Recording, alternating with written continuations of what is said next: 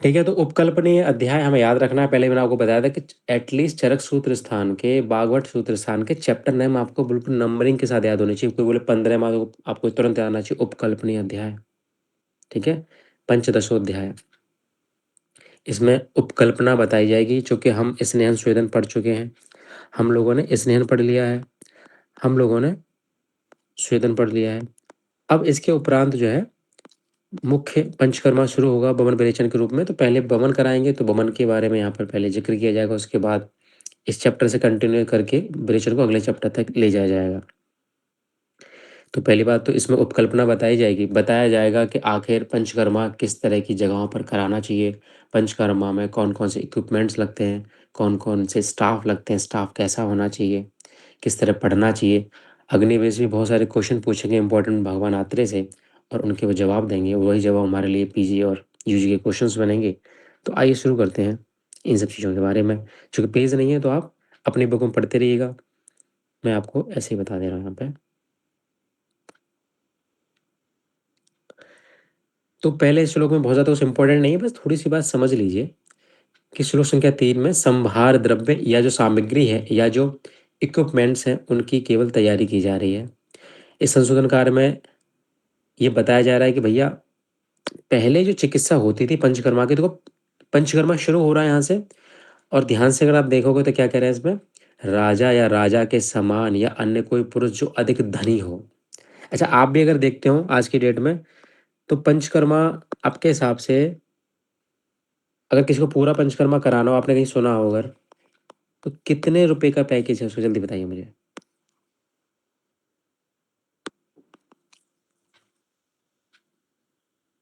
कुछ आइडिया है किसी को?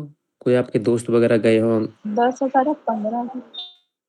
है ना, 10,000 15,000, ये समझ लीजिए। ये 10,000 से लेकर और 2 लाख तक जाता है अगर आप साउथ में जाओगे वहाँ पर, और उससे ज़्यादा भी हो सकता है। डिपेंड करता है कि आप, बहुत सी और सुविधाएं होती हैं यहाँ पे, जिक्र नहीं किया जा सकता उनका। बोनस होती है वो अमीर लोगों के लिए होती हैं। ठीक है, तो बहुत बड़ी रेंज है। तो इसलिए आचार्य ने वही कह दिया है कि ये राजा या राजा के समान या जो अधिक धनी पुरुष हैं, जो प्रधान वगैरह हैं, उनके लिए ये चिकित्सा है। बाकी गरीब आदमी तो संक्रमण इत्यादि से ठीक हो जाए, उसी में उसकी भलाई है। पर रुको रुको रुको, यहीं पर आते हैं हमारी भारत सरकार, हमारे प्रधानमंत्री मोदी जी, जिन्होंने आयुष मंत्रालय की रचना की। या हम कह सकते हैं ये तो पहले से संचालित था, लेकिन इसे पृथक रूप से उन्होंने संचालित किया। और आज हर डिस्पेंसरी पर, हर सरकारी अस्पताल में, हर सरकारी कॉलेज में जहाँ पर आयुर्वेद की संस्थाएं जुड़ी हुई हैं, वहाँ पर ये निःशुल्क होता है। इतना महंगा पंचकर्मा निःशुल्क होता है। तो भगवान आत्रेय को शायद ये ज्ञात ना रहा होगा कि भविष्य में 21वीं सदी में जो है पंचकर्मा निःशुल्क भी कराया जा सकता है। तो इस बात को आप थोड़ा ध्यान रखिएगा कि ये थोड़ी अमीरों की चिकित्सा है। और आप अनुभव करेंगे अपनी ओपीडी, जब आप अच्छे डॉक्टर बन जाएंगे, अच्छी अच्छी जगहों पर आप पोस्टेड होंगे, तो आप ये महसूस करेंगे कि वास्तव में बहुत खर्चा होता है पंचकर्मा करने में। तो ये इलाज धनी लोगों के लिए हो पाता है। बाकी जब सरकार, तो देखो अब आयुष्मान कार्ड से एंजियोप्लास्टी फ्री करा रही है ना, तो उसमें तो क्या ही कर सकते हैं ना। वो तो सरकार की अपनी योजना है, जो गरीब जनता को उसका लाभ मिलता है। लेकिन अगर प्राइवेट कराएं कोई भी चीज़, तो महंगी तो होती है। ठीक है बच्चों, अब हम आगे देखें श्लोक संख्या 4। इसमें बहुत कुछ इंपॉर्टेंट नहीं है आपके मतलब का, बस समझ लीजिए कि इसमें एक शंका अग्निवेश प्रस्तुत कर रहे हैं। पहली शंका, पहला डाउट, कह रहे हैं कि इस प्रकार भगवान आत्रेय परमेश्वर के कहने पर अग्निवेश ने कहा कि हे भगवान, प्रारंभ में ही ज्ञानी वैद्य को ऐसा प्रयोग करना चाहिए जिससे कि वो निश्चित फल अवश्य हो या कोई उपद्रव ना हो। यह निश्चित है कि ठीक रूप से जो औषधि का प्रयोग किया जाएगा। अच्छा, इसमें जो ऊपर वाले में एक लाइन कही गई है, अगर नीचे देखोगे आप ध्यान से, भगवान आत्रेय कह रहे हैं कि यदि बौन विरेचन का प्रयोग समय रूप से हुआ और वेग भी सब ठीक रूप से आए, जो हमने कल बात करी थी, 4 6 8 वेग, 10 20 30 वेग, मुझे बताओ कि विरेचन के प्रवर शुद्धि के वेग कितने होते हैं? विरेचन की प्रवर शुद्धि के कितने वेग होते हैं बच्चों? 30। सर किसकी? मैं पूछ रहा हूँ बेटा, विरेचन की प्रवर शुद्धि के, उत्तम शुद्धि के कितने वेग होते हैं? 30। 30। कौन बताएगा कि वमन की मध्यम शुद्धि के कितने वेग होते हैं? 4 6 6 छः है। Very good, very good, very good. तो वही आचार्य कह रहे हैं कि अगर सब वेग ठीक आए तो सब ठीक है, तो वो सामग्रियां किसी और के काम आ जाएंगी। आपने अक्सर देखा होगा, जब हॉस्पिटल में कोई भर्ती हो जाता है, एडमिट हो जाता है, तो वहाँ की जो स्टाफ होता है वो चालाक होता है, वो एक्स्ट्रा सिरिंज मंगा लेता है, एक्स्ट्रा बोतलें मंगा लेता है। आपको लगनी है 2 बोतलें, वो 3 लिख देता है, आप 3 ले आते हो, 2 लगा देता है और 1 बचा के रख लेता है, और ये किसी और के काम आ जाती है जो अगला पेशेंट आता है, लेकिन काम तो आ जाती है, मगर ये पैसे ले लेते हैं उससे, और महंगाई में ऐसे काम चलाते हैं ये लोग। तो ध्यान रखना चाहिए हमको। यही आचार्य कह रहे हैं कि वो सामग्री किसी और के काम आ जाएगी, अगर कॉम्प्लिकेशन नहीं हुआ तो वो किसी और के काम आ जाएगी। पर कह रहे हैं यदि बवन विरेचन का प्रयोग करने पर उपद्रव हो जाते हैं, तब भी सामग्रियां विभिन्न उपद्रवों की शांति के लिए, विभिन्न कॉम्प्लिकेशन की को मैनेजमेंट करने के लिए उनका बहुत काम आती हैं। कह रहे हैं यद्यपि आप बिल्कुल बाजार में रहते हो, बिल्कुल मेन बाजार में रहते हो, बिल्कुल कमल्ले चौराहे पर रहते हो, कहीं भी रहते हो, पर उस समय इन समस्त सामग्रियों को उपलब्ध हो जाना बड़ा दैवयोग माना जाएगा, है ना? बड़ा मुश्किल हो जाएगा, क्योंकि इमरजेंसी है, किसी को दिक्कत हो जाएगी तो आप मेडिकल स्टोर तक थोड़ी भागोगे, आपके पास तो होनी चाहिए, होनी चाहिए, होनी चाहिए। तो इसलिए ये बात, मैं एक बात बता दे रहा हूँ यहाँ पे कि जितने भी लोग सीनियर हैं, नहीं सिर्फ सीनियर नहीं, सीनियर के भरोसे क्यों ही रहना, अपने हॉस्टल में जैसे दिक्कत हो जाती है कई बार, एक व्यक्ति जो थोड़ा सा सेंसिटिव है, थोड़ा सा पैसे वाला है, ठीक है, तो वो अपने रूम में इमरजेंसी ड्रग्स लेकर रखा करें रात बरात के लिए, है ना, कि परेशानी हो जाओ आप, समझ रहे हो? कभी आप टाइम मिलेगा, हम लोग जिक्र करेंगे कौन कौन सी इमरजेंसी ड्रग आपके पास, कभी टाइम हो तो आप बताइएगा, मैं बताऊंगा। कम से कम 10-15 दवाई लेकर रखो, कभी भी किसी काम आ जाती हैं, ठीक? तो हम आगे बढ़ते हैं। तो यहाँ पर आचार्य कह रहे हैं कि भैया देखो ऐसा है कि वो सब कॉम्प्लिकेशन हो जाएगा, उपद्रव हो सकते हैं, इसलिए समस्त सामग्री पहले से रखें। ये बात सुनकर थोड़ा सा अग्निवेश जी का ईगो हर्ट हो गया। अग्निवेश जी का ईगो हर्ट हो गया। अग्निवेश जी ने कहा, अग्निवेश जी का मैटर क्या था एक्चुअली में, हम्म,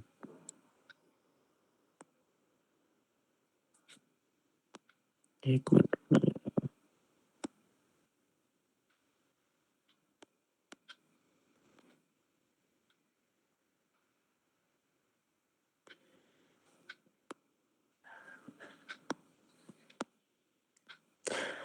अग्निवेश, आप जानते हो कि भगवान आत्रेय के कितने शिष्य थे? 6 कौन कौन 6 कौन कौन से? अग्निवेश, धूम, जातूकर, पराशर, हरिश, सातवाहनी। पराशर, जादूगर, हारिस, क्षरपाणी।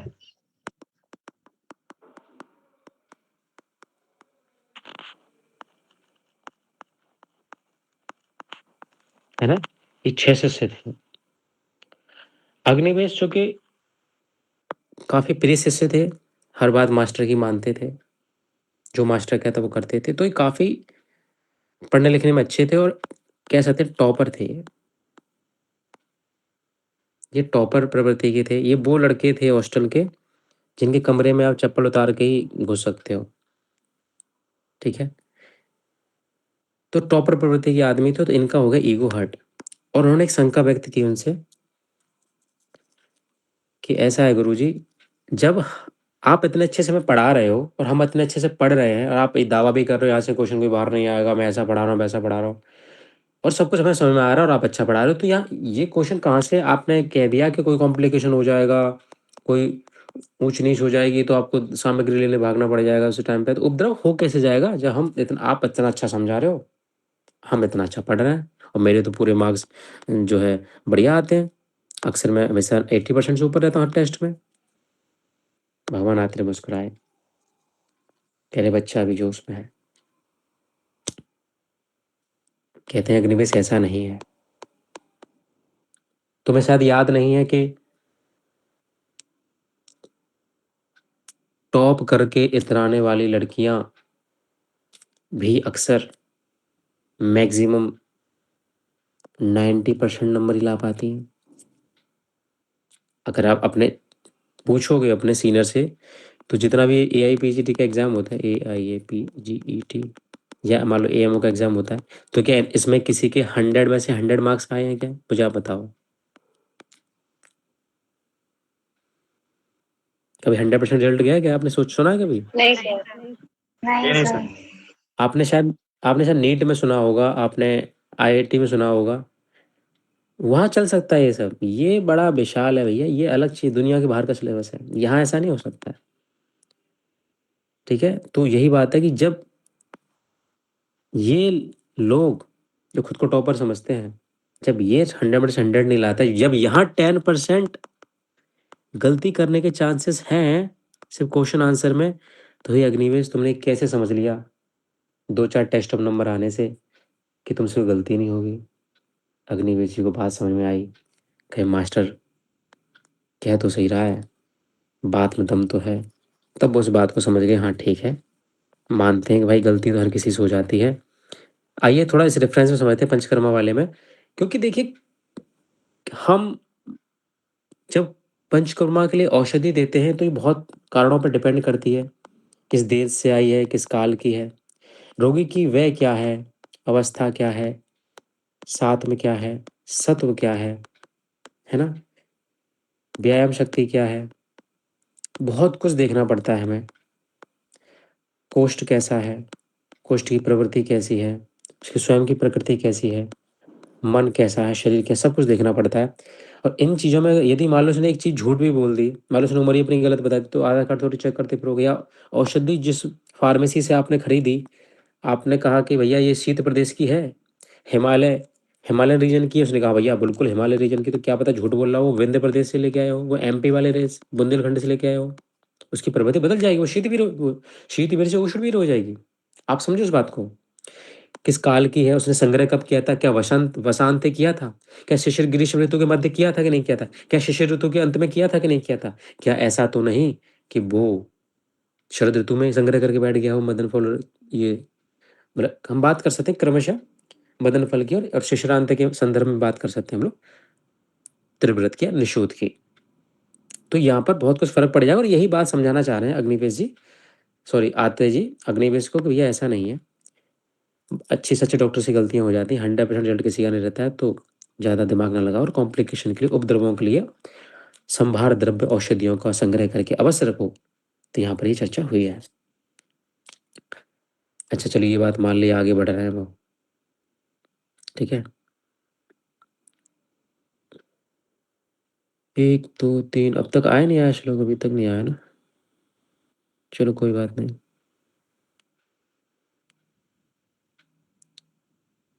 305 अब आ गए शायद। यहाँ से पढ़ेंगे हम लोग अब, है ना। कह रहे मास्टर ठीक है, आपने बता दिया, हमने समझ लिया, गलती हो गई, सॉरी। अब आगे बताइए कि पंचकर्मा, क्या मेरा एक जो है मकान है, उसमें 2 कमरे बाहर खाली हैं, क्या मैं उसमें दे सकता हूँ? बोले नहीं नहीं, देखो हर जगह नहीं देना, पंचकर्मा वैसे महंगा होता है, पेशेंट आएगा, बढ़िया सा रिसेप्शन वगैरह बनाओ। कह रहे हैं कैसे? तो कह रहे हैं देखो ऐसा है, दृढ़म नेवातम प्रवात एक देशम सुख प्रविचार अनुपत्तिकम धूम आतप जल रज, कितनी सारी बाउंडेशन लगा रहे हैं। और कलर चेंज कर लें इसका पहले,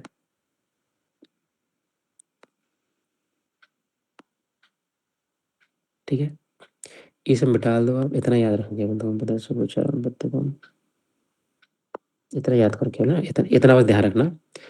कह रहे हैं कि जो बाढ़ होगा, जो जगह होगी, वो निवात स्थान होना चाहिए, मतलब बहुत हवा, वहाँ बहुत तेजी से हवा ना चले, धूल मिट्टी अंदर ना जाए वहाँ पे। निवात हो प्रवात एक देशम, पर एक झरोका हो, क्या हो, कहाँ लिखा है, कहाँ लिखा है, देखो, निवात स्थान में हो, एक झरोका हो, सुख प्रवार जब अनुपत्ति कम, आराम पूर्वक वहाँ पेशेंट चल फिर सके, किसी पर्वत की तराई में ना हो, मतलब बहुत ज़्यादा वहाँ मॉइस्चर ना हो, ह्यूमिडिटी बिल्कुल नहीं होनी चाहिए, और जो बाड़ बना हो पंचकर्मा वाला, वो ऐसे स्थान पे होना चाहिए जहाँ धूप जल धूली न जा सके। देखिए एक बात समझने वाली है कि हर चीज़ आप समझ जाओगे कि ठीक है, नहीं जा रही, समझ में आ रही है, लेकिन थोड़ा सा इसको दिमाग में रखना कि आचार यहाँ पर ना धूप के लिए भी मना कर रहा है, डायरेक्ट धूप के लिए मना किया जा रहा है। थोड़ा सा बायो में पूछ रहे, थोड़ा ध्यान रखिए, पूछेगा कोई नहीं, इतना इंपॉर्टेंट नहीं, पर एक बार बस कहने की बात है, याद रखना जब पढ़ ही रहे हैं तो। कह रहे हैं कि मन के प्रतिकूल शब्द स्पर्श रूप रस और गंध नहीं प्राप्त होनी चाहिए वहां पर, ठीक है। यानी कि वहां पर गाने अरिजीत सिंह के बजने चाहिए, स्पर्श ऐसा होना चाहिए जो अपोजिट हो, रूप कैसा होना चाहिए, सामने बढ़िया सी स्क्रीन लगी होनी चाहिए और बढ़िया उस पर दिलबर दिलबर जैसे गाने चल रहे हों, रस बढ़िया होने चाहिए, रसों का आस्वादन बढ़िया रहे वहाँ पर, और गंध अच्छी हो, कोबरा छिड़का हुआ हो वहाँ पर, ठीक है। उस घर में पानी से भरा हुआ टब रखा होना चाहिए, समय पर कार्य में लाने के लिए ओखल मूसर के अतिरिक्त पैखाने का स्थान, स्नान गृह, भोजन गृह, ये सारी व्यवस्थाएं वहाँ होनी चाहिए। तो एक क्वेश्चन एक बार पूछा गया था एग्जाम में, आप वो याद रखिएगा कि आतुरालय का वर्णन कहाँ किया गया, और मैं लिखवाई भी था नोट्स में, तो आप यहाँ पे याद रखिएगा कि वार्ड का वर्णन, हॉस्पिटल का वर्णन, आतुरालय का वर्णन, आतुर माने रोगी, आलय माने घर, रोगी जहाँ रहते हैं यानी कि वार्ड, हॉस्पिटल, जिसका वर्णन यहाँ किया गया है, ठीक है। ठीक मित्रों,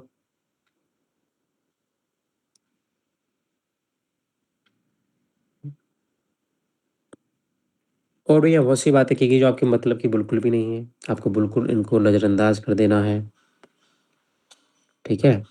बस अगर रेटिंग लगाना चाहो तो लगा लेना, ठीक है, कि अस्पताल निर्माण के बाद उस भवन में जो काम करने वाले लोग हैं वो बहुत अच्छे पवित्र आचरण के होने चाहिए, शील स्वभाव अच्छा होना चाहिए, उनकी बुद्धि प्रति उत्पन्नमति होनी चाहिए, रिफ्लेक्स अच्छे होने चाहिए, कोई भी इमरजेंसी आए तो अच्छे से डिसीजन ले पाए।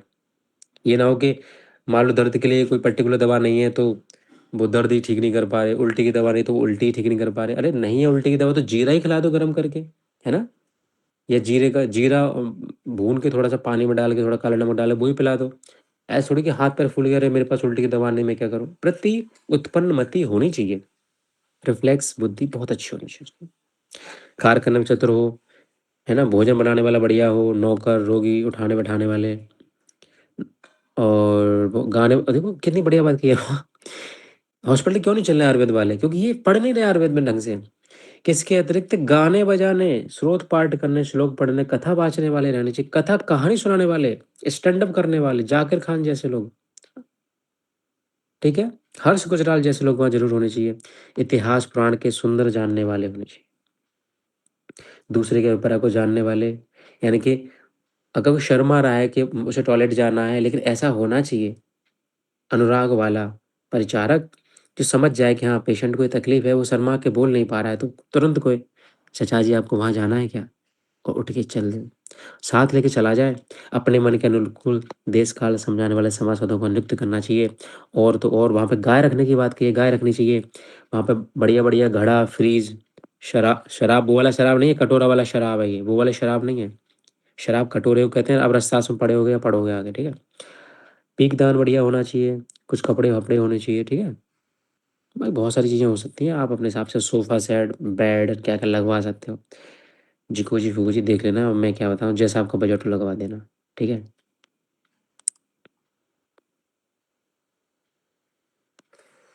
बहुत कुछ दिया हुआ है किसी का, हाँ थोड़ा सा यहाँ पर ड्रग्स के बारे में देख लो, उससे याद कुछ नहीं करना है कि यहाँ पर जो है स्नेह स्वेदन की सामग्री होनी चाहिए, अनुलोमन की सामग्री होनी चाहिए।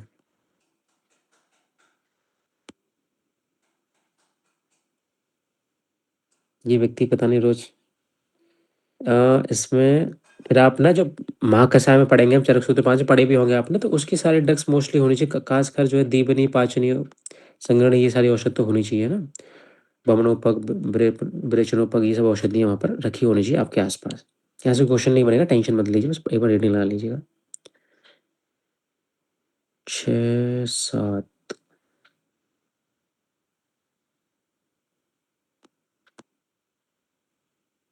ठीक है। अब यहाँ से मसला हमारा असली चैप्टर शुरू होगा, जहाँ से हमारे काम का कुछ मिलेगा। यहाँ संशोधन की प्रक्रिया शुरू हो रही है, प्यूरिफैक्टरी मेजर्स, कह रहे हैं ततस्तं पुरुषं यथोक्तभ्यां स्नेहसुतभ्यां यथा अरम उपपादयेत तम चेद अस्मिन् अंतरे मानसा शारीरो वा व्याधि कश्चित् तीव्रतरा सहसा व्यागच्छति में। कहने के देखो भैया, पहली बात तो स्नेह स्वेदन उचित रूप से किया हुआ पेशेंट आपको लेना है वमन विरेचन के लिए, उसके बिना नहीं करना, वो ठीक सही बात है। और एक कंडीशन दो, यहाँ से केस स्टडी क्वेश्चन बन सकता है, थोड़ा ध्यान रखिएगा। एक कंडीशन यहाँ बताएगी, एक परिस्थिति का सामना करा रहे हैं आचार्य, कह रहे हैं कि स्नेह शोधन करते समय यदि रोगी को शारीरिक या मानसिक बोथ से लगाना है, कोई तीव्र रोग सहसा आ जाए, कोई इमरजेंसी उसे हो जाए, तो पहले भैया उसी रोग को शांत कर लेना। अपॉइंटमेंट बाद में दे देंगे पंचकर्मा का, ये नहीं कि पंचकर्मा करा के माने फीस, भाई फीस आपको रिटर्न कर दी जाएगी, कोई बात नहीं, लेकिन इमरजेंसी पहले डील करनी है। कोई तीव्र रोग हो गया है उसको पहले डील करना है, ठीक है, उसके बाद पंचकर्मा के दोबारा आना है। और जब वह तीव्र रोग शांत हो जाए, तो जितने दिन में चिकित्सा करने से रोग शांत हुआ है, उतने ही दिन उतने ही समय तक वह रोग पुनः ना आ जाए, रिलैप्स ना करे, दोबारा ना हो जाए, उतना वेट करने के बाद ही आना चाहिए पंचकर्मा कराने के लिए, ठीक है। बस हमें एक बात अवश्य ध्यान रखनी चाहिए कि अगर वो पेशेंट दोबारा हमारे पास आया है इतने दिनों का इंटरवल लेके, जितने दिनों में वो ठीक हुआ था, तो हमें फिर से उसे वमन औषधि नहीं दे देनी है। हमें फिर से स्नेह शोधन कराने के बाद ही ये प्रक्रिया फिर से शुरू करनी है, यानी कि उसका थोड़ा खर्चा ये बढ़ जाएगा कि इसे स्नेहन और शोधन दोबारा कराना पड़ जाएगा, ठीक है। इसके बाद हम दोबारा से जो प्रक्रिया शुरू करने वाले थे वमन के लिए, वो शुरू कर देंगे। मदन फल कसाय, मदन फल पिपली, मदन फल शलाटू चूर्ण, जो हमने पढ़ा था नोट्स के माध्यम से, वो यहाँ पे हम प्रयोग करेंगे, ठीक है मित्रों। फिर यहाँ से वमन कर्म शुरू हो रहा है आपके लिए। आज एक्चुअली 6 घंटे लगा था गाड़ी चलाने के बाद, थोड़ा दिमाग साथ नहीं दे रहा है, पर फिर भी अपन लोग, जो कल छुट्टी थी मैं सोचा पढ़ाई देता हूँ ना, कल 2 दिन लगा था, छुट्टी हो जाएगी, सही रहेगा। आइए यहाँ से कुछ क्वेश्चन निकाल लेते हैं अपने काम के। फिर से वही बात है कि जब शारीरिक या मानसिक तीव्र व्याधि शांत हो जाए, रोगी स्वस्थ हो जाए, दोबारा आ जाए, तो स्नेह शोधन उचित रूप से जिस व्यक्ति का हो गया हो, ऐसे व्यक्ति को प्रसन्न मन देखकर, ठीक है, अनउपहत मन अभिसमीक्षम, उसका मन उपहत नहीं होना चाहिए, हर्ट नहीं होना चाहिए, यानी कि वो खुश होना चाहिए। यानी कि हम ये इंश्योर कर लेंगे कि पिछले 3 दिन तक उसकी जो है किसी से बात ना हुई हो, क्योंकि बात हो और मन हर्ट ना हो, ये तो हो ही नहीं सकता। तो कहेंगे भैया साइलेंट कर लो 3-4 दिन, आपको अगर वमन कराना है तो अच्छे से। तो मन उपहत नहीं होना चाहिए, मन प्रसन्न होना चाहिए। उसकी समीक्षा करने के बाद ही हमें ये निर्णय लेना चाहिए अब इसका वमन कराना है। फिर कह रहे हैं सुखोषितम, सुखपूर्वक सोया हो, ऐसा ना हो कि रात्रि को बात किया हो 1-2-3 बजे तक, मामला बिगड़ सकता है। गलत बात है रात को जागना, देर तक बातें करना बहुत गलत बात है। इंसान को 11 बजे तक हर हालत में सो जाना चाहिए। कैसा दोगलापन है। सुप्रजीड भक्तम, कह रहे हैं भैया रात का खाए वो पच जाए। आपको ध्यान है जब हम स्नेहन पढ़ रहे थे, तो क्या वहां हम स्नेहन जो दे रहे थे खाली पेट दे रहे थे या फिर खा के दे रहे थे, जल्दी बताओ। खाली दे। ये तो स्वाभाविक सी बात है। हाँ कुछ जगह हम जब बस्ती पढ़ेंगे, आस्थापन अनुवासन बस्ती, तब बताऊंगा कि वहाँ कुछ मामला बिगड़ेगा कि हम खाने के बाद भी कुछ ऐसा करेंगे। बट मोस्टली जगह पर हमेशा रात का खाना पचेगा और तब सुबह प्रोसीजर शुरू होगा, ही कॉमन सी बात है। इसमें आप कोई भी क्वेश्चन गलत करने की आवश्यकता नहीं, फालतू दिमाग में लगाना एग्जाम में। आंसर बिल्कुल सिंपल सा रहेगा इसका, है ना, कि खाली पेट ही होना चाहिए, ठीक है। आप इस बात ध्यान रखिएगा। तो सुप्रजीड भक्तम, यानी कि सुपूर्व रात्रि में शयन कर लिया और पहले का खाया हुआ अन्न अच्छी प्रकार पच गया, सो प्रजुड भक्तम।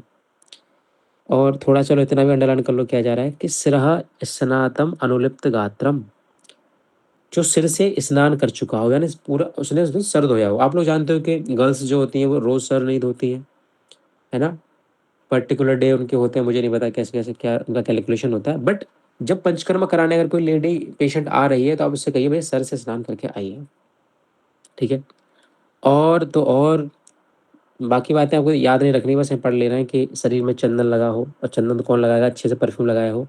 फूलों की माला धारण किए हो, बिना फटे कपड़े पहन के सुंदर पेंटालून्स के शोरूम में जाके एक दिन पहले शॉपिंग करें और वहाँ से कपड़े खरीद के लाए अगर स्कॉलरशिप आ गई हो तो। और जो व्यक्ति जो है देवता, अग्नि, ब्राह्मण, गुरु, मास्टर, सीनियर, इन सब वेद्यों की विधि पूर्वक पूजा कर चुका हो, नक्षत्र, तिथि, मुहूर्त वगैरह देख ले, ब्राह्मणों से मंत्र फंत्र पढ़वा ले, ओम भूर्भुवः तत्सवितुर्वरेण्यं भर्गो देवस्य धीमहि धियो न प्रचोदयात्, ऐसा अभिमंत्रित करके औषधियाँ दे दे। कौन कौन सी मात्रा पर, अब यहाँ से मैं अंडरलाइन करनी है, हमारे काम का मैटर, यहाँ से बहुत इंपॉर्टेंट क्वेश्चन बनता है। अब पहला क्वेश्चन, पहला तो नहीं कहूँगा, दूसरा क्वेश्चन चैप्टर का मैं मिला है, ध्यान से पढ़ो। अभिमंत्रित मधु, मुलेठी यानी कि एचटी मधु कह सकते हैं वैसे, ठीक है, एचटी मधु, सेंधा नमक, सेंधव नमक, राव, फाड़ित जिसको हम चरक सूत्र 25 में पढ़ेंगे कि अहितकर होती है, मदन फल कषाय, इसकी मात्रा को हमें पिलाना है क्योंकि ये कफ दोष का उत्क्लेशन करेगी और बमन को बहुत ही उपयोगी बनाएगी। तो इन सबको आप याद रखोगे और ऑल ऑफ दीज आंसर लगाने की कोशिश करोगे। सब कुछ दे रखा है ऑप्शन में। तो मधु, मुलेठी, सेंधा नमक, राव से युक्त चीजें। अब ध्यान से देखो तो बस एक बात बता रहा हूँ जनरल नॉलेज। ये देखो मधु है, ये कैसा होता है, ये कषाय होता है, ये मधुर होता है, ये लवण होता है और ये भी कटु, तिक्त और कषाय होती है राव, मधुर भी होती है, सारे को लगभग गुण होते हैं, कषाय मधुर, ठीक है। तो एक मिक्सचर सा बनाया जा रहा है जिससे कि वोमिटिंग ट्रिगर हो पाए, ठीक है। और हम आगे पढ़ेंगे भी सिद्धि स्थान में, क्या पढ़ेंगे, हम ये पढ़ेंगे कि जो मधु और सेंधव होता है, जो मधु और सेंधव होता है, ये दोषों का प्रबलायन करता है, दोषों को बाहर निकालता है आसानी से। और ये क्वेश्चन आया भी हुआ, ठीक है। भागवत भी यही बात कहेंगे कि मधु और सेंधव को एक साथ देने से कफ बड़े आराम से प्रबलित होकर बाहर निकल आता है, छेदन करता है, छेदन करता है और प्रबलायन भी करता है, छेदन भी करता है, ठीक है। आगे हम आएगा चैप्टर में बात करेंगे इसकी, वरना भागवत नोट्स में देख लेंगे हम लोग। तो ये सब बातें भैया हम लोगों ने देख ली यहाँ पर। आओ विमर्श में भी कुछ अच्छी बातें लिखी हैं, पढ़ लेते हैं। वैसे विमर्श अक्सर पढ़ते नहीं हम लोग, पर यहाँ अच्छी चीज़ें हैं, कुछ प्रैक्टिकल चीज़ें, क्वेश्चन बनते हैं तो हम पढ़ लेते हैं। कह रहे कि भैया देखो, बमन औषध पीने का समय प्रातःकाल होता है जब रात का खाना पच जाए, ठीक है, मान लिया भैया, हर चीज़ का होता है, इसका भी होता है, वो बड़ी बात नहीं है। सुखोषितम होना चाहिए, सुखपूर्वक सोया हो, बात नहीं करना रात को। सुप्रयुड भक्तम, रात का पच गया हो खाना। और आगे कह रहे हैं सिद्धि स्थान में बताया जाएगा कि अजीड़े वर्धते ग्लानि विबंधश्चपि जायते पीतम संशोधनम च एव विपरीतम परिवर्तते। कितना बढ़िया क्वेश्चन है सिद्धि स्थान 6 का, ठीक है। कह रहे हैं कि अगर आपने रात का खाना नहीं पचाया, सुप्रयुड भक्तम नहीं हुआ और आपने इनडाइजेशन उसको खाना नहीं पचाता, अरे ये तो बंद हो जाता है, हाँ कहाँ गए, हाँ ठीक है। यदि रात का खाना नहीं पचा है और आपने अजीड़ में ही, और आपने दे दी क्या औषधि बमन कराने के लिए, तो कह रहे हैं भैया बमन हो ना हो, गिलानी बिबंध शपी जायते, क्या हो जाता है, गिलानी हो जाती है और बेबंद हो जाता है। ये क्वेश्चन याद रखना, मैं क्वेश्चन बनाऊंगा यहाँ से, फिर मत कहना कहाँ से आया क्वेश्चन। एक गिलानी का मतलब इतना समझ लो कि जब इंद्रियां अपने विषयों को सम्यक रूप से रेस्पॉन्स ना करती हूँ, मन ना लगता हो, ना सुनने में, ना खाने में, ना समझो, इस तरह का उस गिलानी। बेबंद मतलब कॉन्स्टिपेशन, तो गिलानी और बेबंद हो जाता है।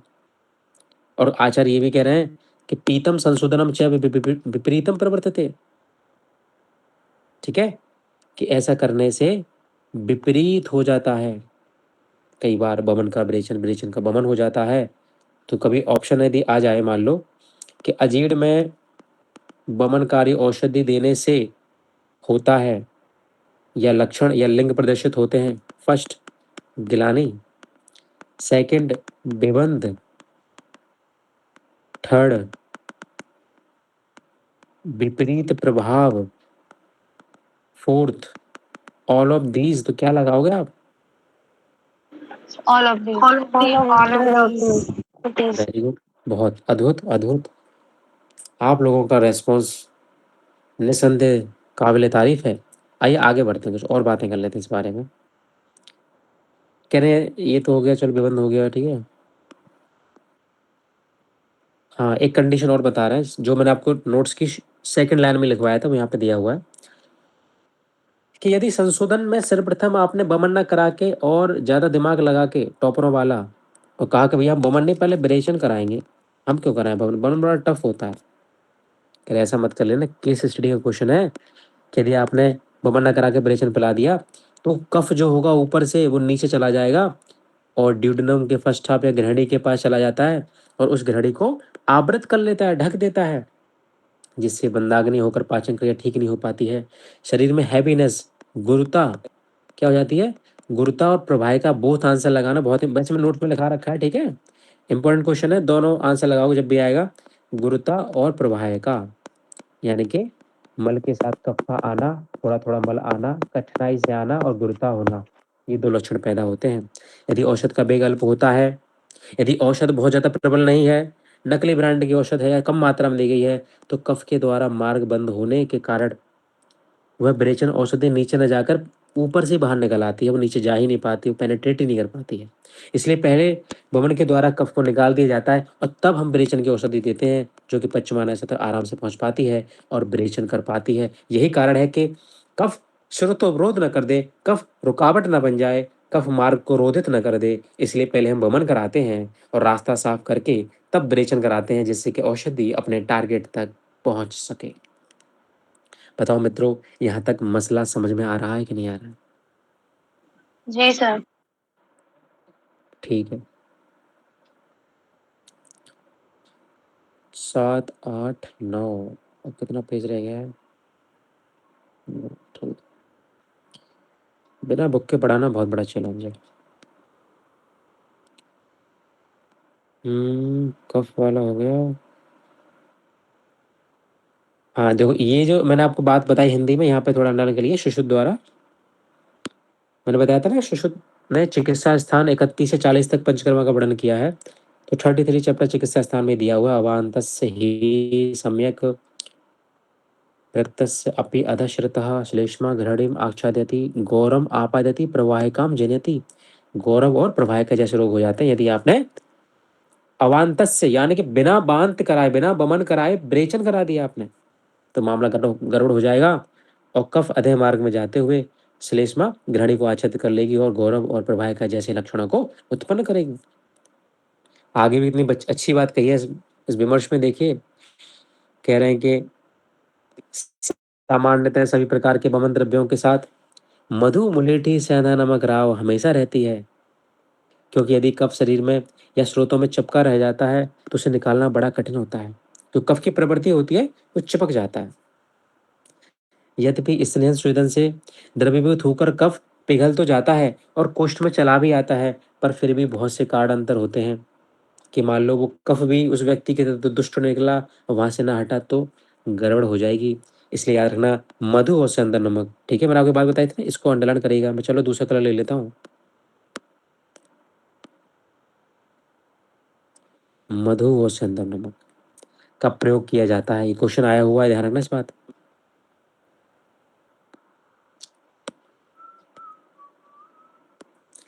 मधु और सेंधा नमक का प्रयोग किया जाता है और विकल्प स्थान 1 में बताया गया है। क्यों, ये रखना, सर्वेषु तु मधु सेंधवम कफ विलयन छेदनार्थ बमने दद्यात्। आओ एक प्रश्न लिखो तुम लोग,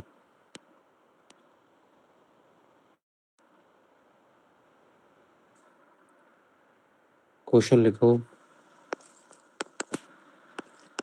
कि मधु सेंधव का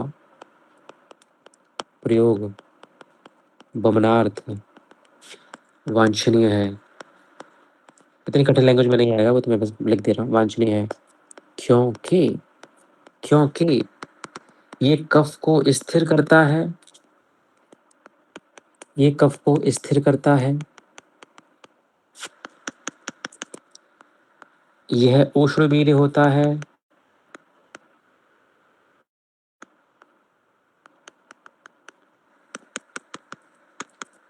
यह श्रोतोवरोध करता है,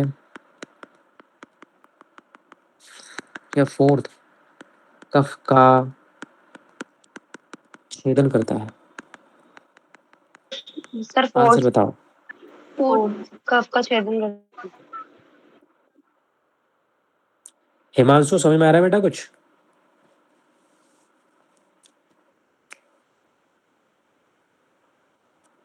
हिमांशु कहाँ गए? हिमांशु जी को तत्काल बुलाया जाए, कहाँ है ये? तुम लोगों ने बताया हिमांशु को नाराज कर दिया। नहीं, नाराज क्या कर दिया तुम लोग तो, अच्छा फेवर में तो वोट दिया, सही कह रहे हो। आनंद,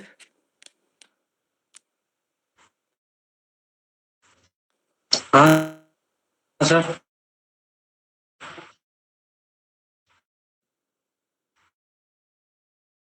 कहाँ है हिमांशु? ये है नहीं कि क्लास छोड़ गया?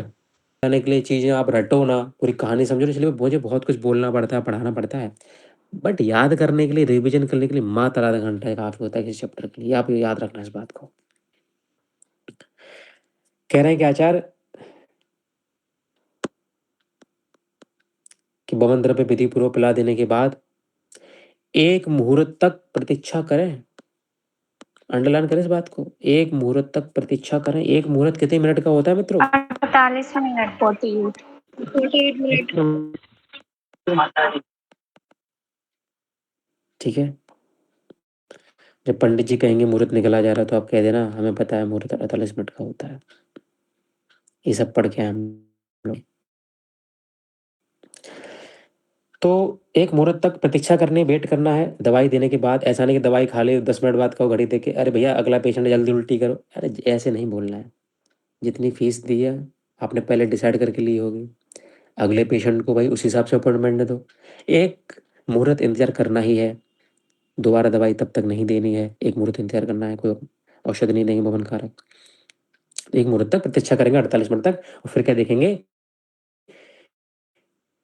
कि उसके सिर पर या शरीर में पसीना आने लगे तो समझ जाना चाहिए कि दोष अब पिघल रहा है। पहला क्वेश्चन यहीं से बनता है। आइए देखते हैं यहाँ से श्लोक देखते हैं। श्लोक पूछ रहे मान लो, कह रहे कि जानियात स्वेद प्रादुर्भावेन दोषम प्रबलयनम आपदानम। ठीक है, क्वेश्चन इस प्रकार बनता है कि वमन की प्रक्रिया के दौरान श्वेत का प्रादुर्भाव निम्नलिखित में से किस चीज को निर्दिष्ट करता है? लोमहर्षण, आद्यमान, दोषों का ऊर्ध्वगमन या प्रविलयन? आप बताओ आंसर। प्रबलियन। प्रविलयन। Very good, very good. कैसे याद रखोगे? तो यहाँ लिखा है प्रविलियन। मुझे बताओ कि जब भी हम लोग फिल्मों में विलेन को देखते थे तो अच्छा लगता था या पसीना आ जाता था देख के उसे? हीरो को पसीना आता है नहीं देख? अच्छा लगता था। अबे,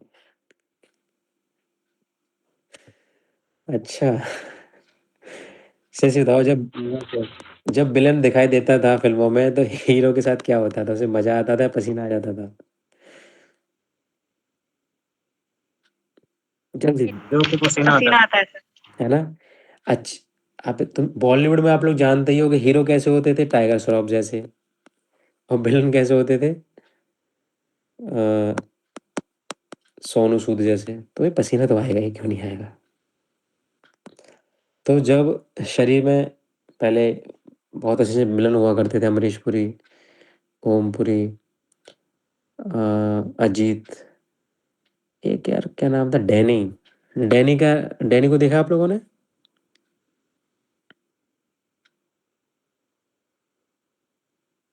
किसने डैनी का नाम सुना है? जी सर। सर नाम सुना। उसका डायलॉग है ना, कौन सा है वो? बलवंत राय के कुत्ते, उसी मूवी में ना शायद ये। खैर छोड़ो। तो दूसरा क्वेश्चन की तरफ बढ़ते हैं हम लोग, क्यों फालतू बातें करना।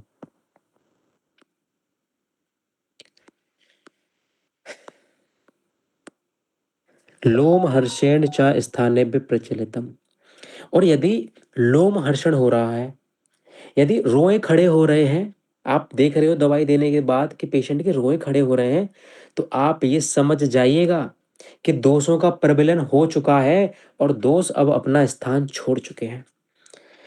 रोमांच होने पर, रोम हर्ष होने पर अपने स्थान से दोष चल दिए हैं।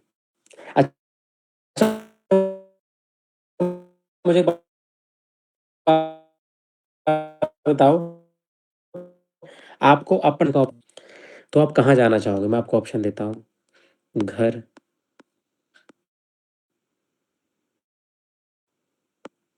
ठीक है, कॉलेज, जयपुर या रोम, इटली? जल्दी बताओ। घर। सब लोग सहमत? कौन है जो घर जाना चाहता है? कौन है वो महान इंसान?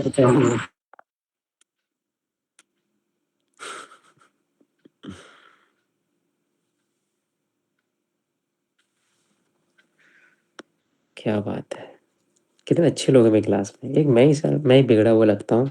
मैं तो दिल्ली जाता, मैं तो घर ना जाता।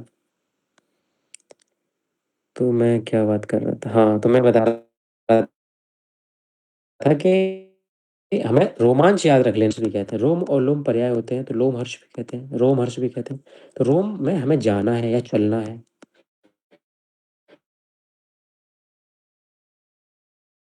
तो जब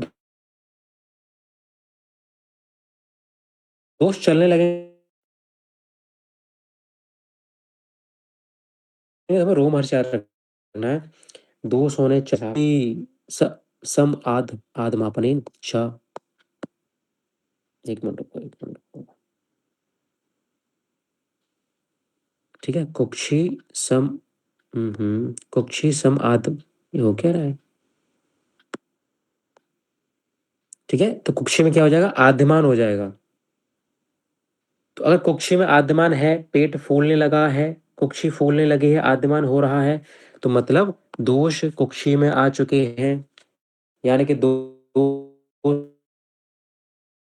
हर जगह से घिर गिरा कर कोष्ठ में आ चुके हैं, दवाई अपना काम किया, और तब हमारा लास्ट स्टेप शुरू होता है। और ये आप सभी ने इस चीज को जो है महसूस किया होगा। मुझे लगता है आपने कुछ महसूस किया हो ना किया हो, पर रोए खड़े होना और हृलास यानी कि नोजिया वाली फीलिंग जो होती है, जो माउथ में सलाइवेशन होता है, क्या बताओ आप सभी लोगों ने ये महसूस किया है उल्टी से पहले कि नहीं? बताओ मित्रों।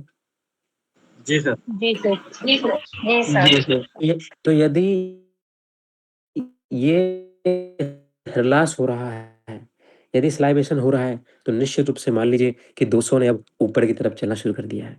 ठीक है, आप जानते हैं कि आपसे कोई कुछ नहीं पूछता, आपसे कोई कुछ नहीं कहता यदि आप डिप्रेशन में पड़े हैं, आप खाना नहीं खा रहे, आप परेशान हैं। लेकिन जैसे ही आप ऊपर की तरफ गति शुरू करते हैं, जैसे कुछ लाइफ में अच्छा करते हैं, तो क्या पूरी दुनिया हल्ला मचाना शुरू करती है कि नहीं करती है? आप बताइए मित्रों। जी सर। तो ध्यान रखना, जब भी आप ऊपर की तरफ जाएंगे, जब भी दोस्त उर्दूमुखी होंगे, तो लोग हल्ला मचाएंगे, हिला दिया आपको, और सारे कोरिलेशन ट्रिक्स के माध्यम से बता दिए। जैसे भी याद रख पाओ, मेरी तरह मूर्ख बुद्धि वाले हो तो ट्रिक्स याद कर लेना, शगुन की तरह टॉपर हो, नंदिनी की तरह टॉपर हो, तो आप वैसे याद कर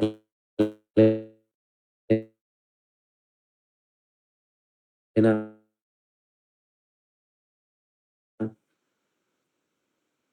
श्लोक के माध्यम से। और तो कुछ है नहीं इसमें बाकी।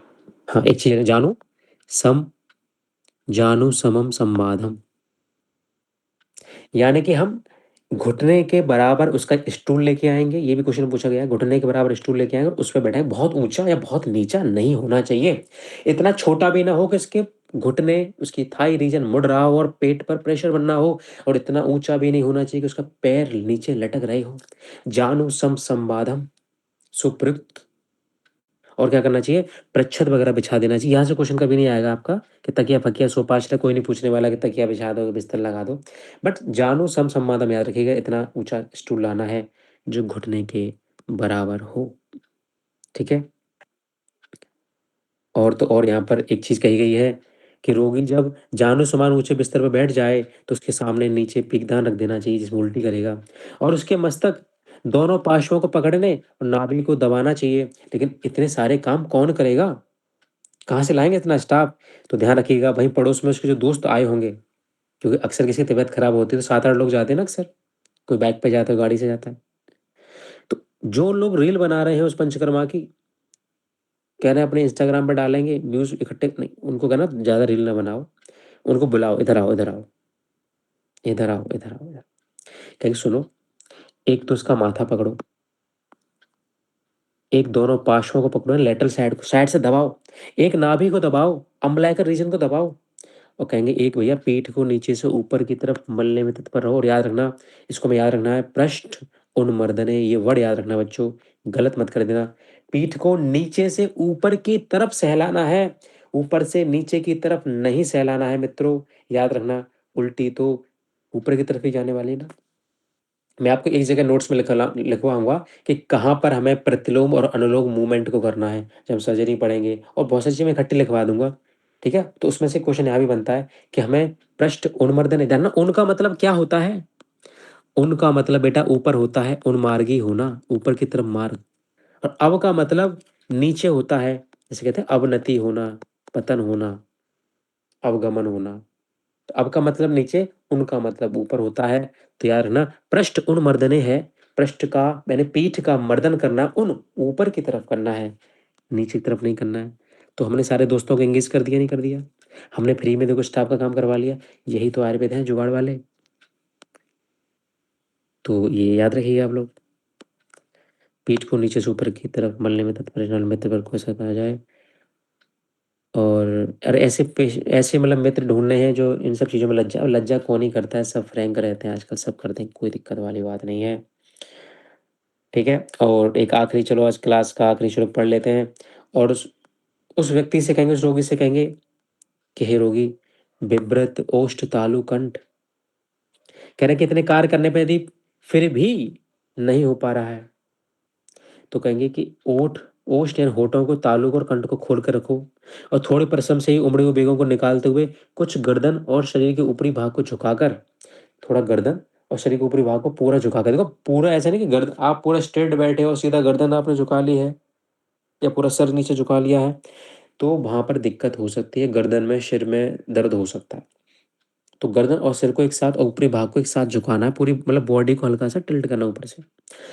और बमन के बेग के समय यदि हल्के बेग आवे और अच्छे से बेग नहीं आ रहा, हमने देखा कि प्रॉपर दवाई तो दे दी है लेकिन पूरी कोशिश भी कर रहा है, पूरा मुंह ओष्ठ तालु कंठ खुले हुए फिर भी नहीं आ रहा है, तब हमें उस पेशेंट से कहना है कि हे व्यक्ति, हे रोगी, अब तुम उन उंगलियों का इस्तेमाल करो जिसे तुम अपने पड़ोसियों के हर काम में इस्तेमाल करते हो, काम पूरा नहीं होने देते, तो अब तुम उनका इस्तेमाल करो। और कहेंगे नख काटो, नाखून काटने, हाइजीन मेंटेन करना है, और ऐसी दो उंगलियों को हम गले में डलवाएंगे। और वो पेशेंट मना कर दे कि नहीं नहीं नहीं नहीं नहीं, मैं तो ओसीडी का पेशेंट हूँ, मैं ऐसा नहीं कर सकता, तो हम नील, कमल, कुमुद, जितने भी फूल वगैरह कमल इत्यादि होते हैं उनकी डंठल लेके आएंगे और कंठ में स्पर्श कराएंगे और सुखपूर्वक भवन के वेगों को प्रवत कराने की चेष्टा करेंगे, ठीक है। आधे से ज्यादा काम पेशेंट और पेशेंट के दोस्तों से करवा दिया हम लोगों ने, देख रहे हो तुम लोग चालाकी, ठीक है। तो यहाँ से क्वेश्चन बस इतना ही बनता है कि क्या यूज कर सकते हैं, दो उंगली, नाखून कटी हुई और डंठल, ये दो ऑप्शन याद रखना, बाकी मसला सॉल्व है। कुछ भी ऐसा नहीं जो आप पढ़ ना सको, कुछ भी ऐसा नहीं जो आपसे परे हो और आपको समझ में ना आया हो, फिर भी कोई प्रश्न रह जाता है तो 24/7 आप पूछिए, कोई दिक्कत नहीं है। व्हाट्सएप पे मैसेज टाइप कर दीजिएगा, ठीक है। टर्म की तैयारी करिएगा, अच्छे से तैयारी करिए, कोई दिक्कत तो पूछिएगा, है ना, मेहनत करिएगा, यही सही समय होता है मेहनत करने का, बाद में तो फिर रट्टा मारना हो जाता है। और आप लोग सब प्रतिभाशाली हो, जितना मैंने आप लोगों को देखा है, तो अपने समय को बिल्कुल भी बर्बाद ना करें, व्यतीत ना करें, अच्छे से पढ़ें, मनोरंजन के साथ साथ पढ़ाई अवश्य करें, ठीक है। तो मिलते हैं कल, तब तक के लिए बाय बाय।